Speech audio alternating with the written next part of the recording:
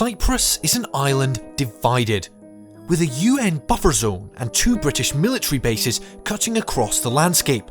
But why? Well, the story as it's usually told goes back to 1974, with a Greek-backed military coup and a Turkish invasion splitting the island in 2. But that's not the full story. The real answer goes back to the Cyprus Emergency of the 1950s, when the island was under British rule. Until then, Greek and Turkish Cypriots had lived alongside one another. But when Greek Cypriot guerrillas fought to free the island, the British responded with the tried and tested tactic of divide and rule. They turned Greek and Turkish Cypriots against each other, and in doing so, created the basis for the division of Cyprus 15 years later. This is the story of the Cyprus Emergency. Cyprus has been ruled by just about every major empire you can think of: Persian, Roman, Byzantine and more, until 1571, when the Ottoman Empire took control. Whoever controlled Cyprus had access well beyond the island. They had access into the Middle East. They had access to the Mediterranean Sea. They had access to natural resources. And at the same time, it was a crucial geostrategic point for defense and security reasons. Ottoman rule lasted 300 years, until 1878, when the Ottomans granted administrative control to Britain in exchange for support against the Russians. When the British and Ottomans found themselves on opposite sides of the First World War, the British took full control in 1914, and Cyprus soon became a crown colony in the British Empire. However, the people who lived there wanted something very different. The vast majority of the island's inhabitants were ethnically Greek and wanted to throw off British rule. However, instead of an independent Cyprus, most of the Greek Cypriot population favoured a union with Greece. This ideology was known as enosis. They shared centuries-old cultural and historical ties, a common language, and of course the Greek Orthodox faith. And this desire to unify politically was peacefully communicated via petitions and plebiscites from the moment the British assumed control of the island. These peaceful requests fell on deaf ears. By the 1950s, Greek Cypriots were growing frustrated with British rule. The world was decolonising, including the British in India, Pakistan, Burma and Palestine, and yet Cyprus remained in British hands. As one Colonial Office official told the House of Commons, there are certain colonies in the Commonwealth which, owing to their particular circumstances, can never expect to be fully independent. As a result, the Greek Cypriot desire for enosis began to move from a political struggle to a violent one. In 1951, Greek Cypriots formed a group known as EOKA, the National Organisation of Cypriot Fighters. They planned to wage a guerrilla campaign against British rule. This homemade flag was made by Greek Cypriot and carried during protests against British colonial rule in support of EOKA. The words "Freedom or Death, Hail Greece" are embroidered in Greek lettering across the front, with EOKA in the centre. The blue and white pieces of silk have been sewn together to make a cross, reflective of the Greek flag at the time, but this was forbidden from being displayed in Cyprus, and this flag was therefore confiscated by soldiers from the 1st Battalion, the Royal Norfolk Regiment, during their 13-month deployment to Cyprus. The enosis cause had 2 figureheads. The political leader was Archbishop Macarius III, the head of the church in Cyprus. The military leader was Lieutenant Colonel George Grivas, head of EOKA. Their aim is to create commotion, confuse the British administration so that they make them listen to what the political representative, Archbishop Macarius, has to say, which is what it has been said before, but now the differentiating factor is the fact that they're saying it while bombs are exploding. EOKA's armed struggle began in 1955. Bombs exploded across Cyprus, targeting police stations, military installations and senior officials. The British were taken completely by surprise. This may look like an ordinary biscuit tin from the 1950s, but in fact it's an improvised explosive device, or IED. It was filled with homemade explosives and fitted with a time pencil switch, which was designed to explode roughly 15 minutes after its removal.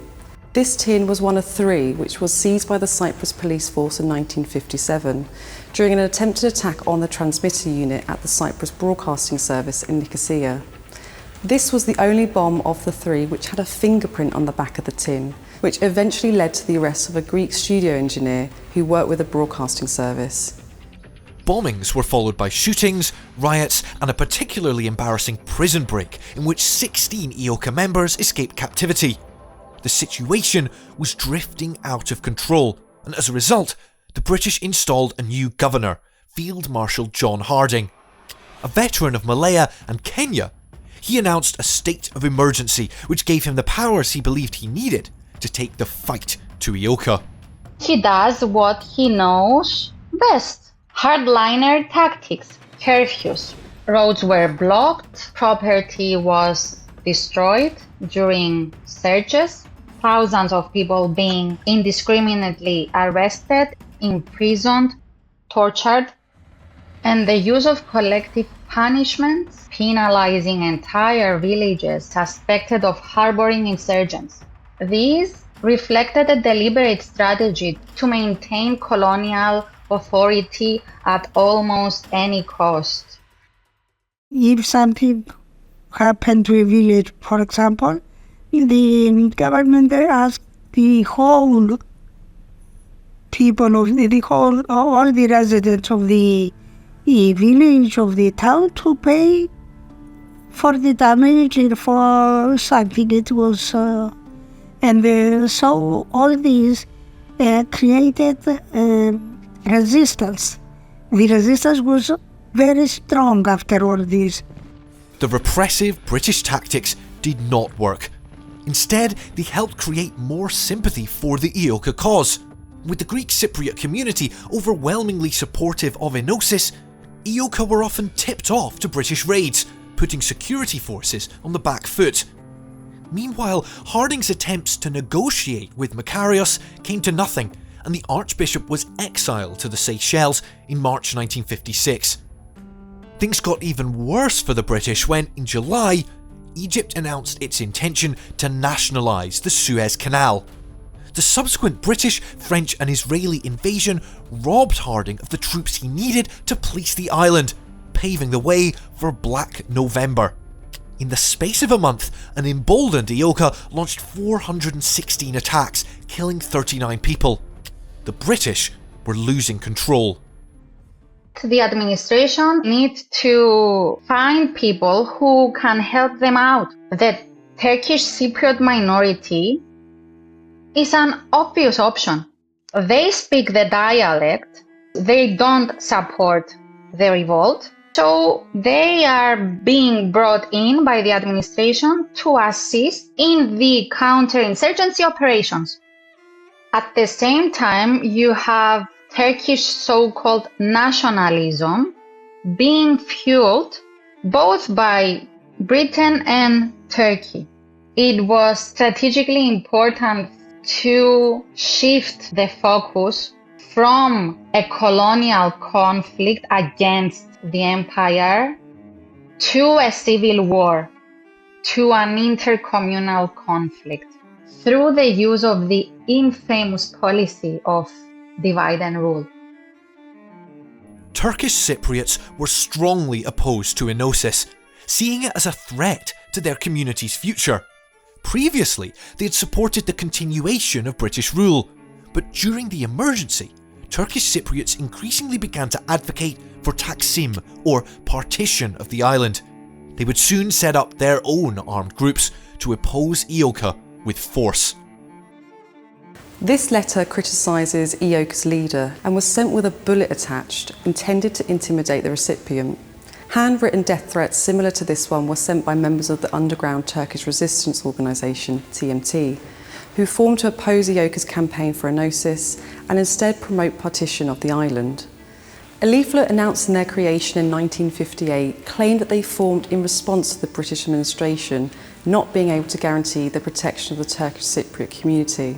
However, they would later use intimidation tactics themselves against the Greek Cypriot community and those they considered traitors, sometimes carrying out threats like this to further their aims. In 1957, the British began to turn the situation around. One key element was improved intelligence, which the British sometimes obtained through torture. They tried the Russian roulette. They asked me if I knew. I heard about it, I didn't know where. Now they put the bullets in the gun. They count 1, 2, 3, they leave a space in. Oh. But they put one gun in my mouth. Another at the back. And the man at the back had a ring in his hand, like this, and she was banging it non-stop, like that. Boom. That was the worst torture I ever felt in my life. By now, the Suez Crisis was over, with a resounding defeat for Britain. This had two key effects. One was to make Cyprus even more important to the empire as Britain's last foothold in the region.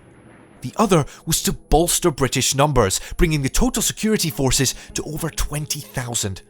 Now Harding had the intelligence and the manpower he needed to destroy EOKA. By the end of the year, most of EOKA's leadership had been killed or captured.